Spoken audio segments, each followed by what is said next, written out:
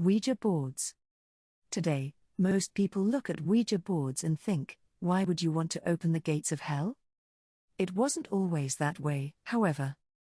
The Ouija board came straight out of the Spiritualism movement, which was the belief that the dead were able to communicate with the living. Spiritualism had been popular for years in Europe, but it hit America in 1848 with the Fox sisters from upstate New York. The Foxes claimed to receive messages from spirits who would rap on walls to answer questions. Séance parties were all the rage in a time when people were desperate to connect with loved ones. Spiritualism offered solace in an era when the average lifespan was less than 50 years. Women died in childbirth, children died of disease, and men died in war. Spiritualism hit a fevered pitch during the Civil War with people desperate to connect with loved ones who had gone away to war and had never come home. Communicating with the dead was common then. It wasn't seen as weird or strange. The Ouija board was not unlike a telegraph for the dead. After all, reciting the alphabet and waiting for a rap on a wall was boring and time-consuming. The Ouija board was fast as lightning compared to previous methods. The Kennard Novelty Company saw this and capitalized on it. In Ohio, the spiritualists were using talking boards, or spirit boards. Kennard brought together investors and began to mass-produce Ouija boards after gaining a patent. Strangely enough, Kennard couldn't gain a patent unless they could prove the board worked. The chief patent officer demanded a demonstration.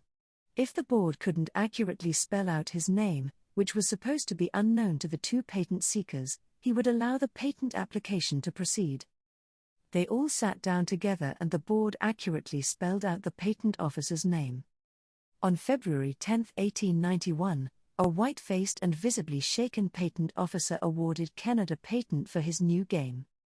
Yes, I said game because that is how it was marketed. The first patent offers no explanation as to how the board worked, only that it did.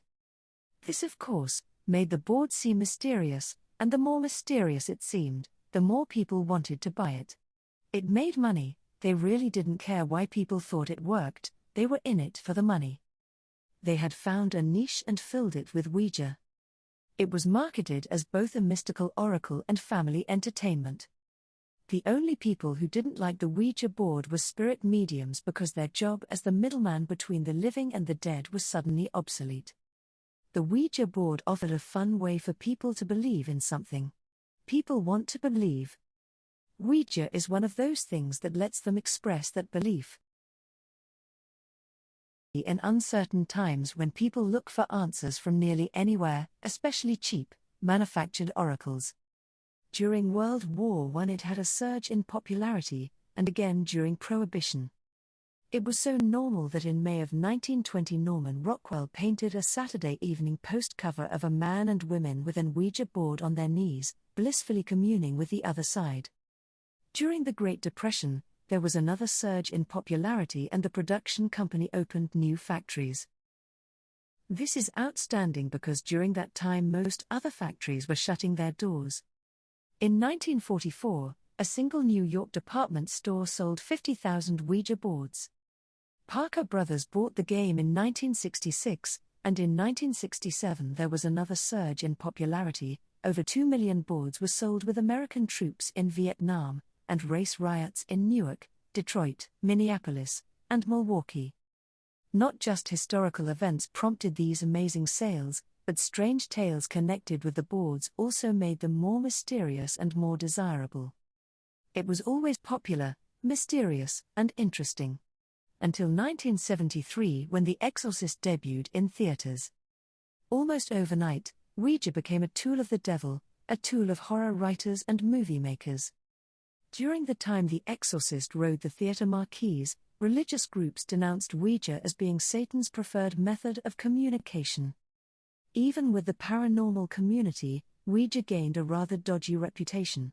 In recent years, Ouija is popular again, in part by the crappy economy, and it's popping up as a plot device in multiple paranormal reality television shows.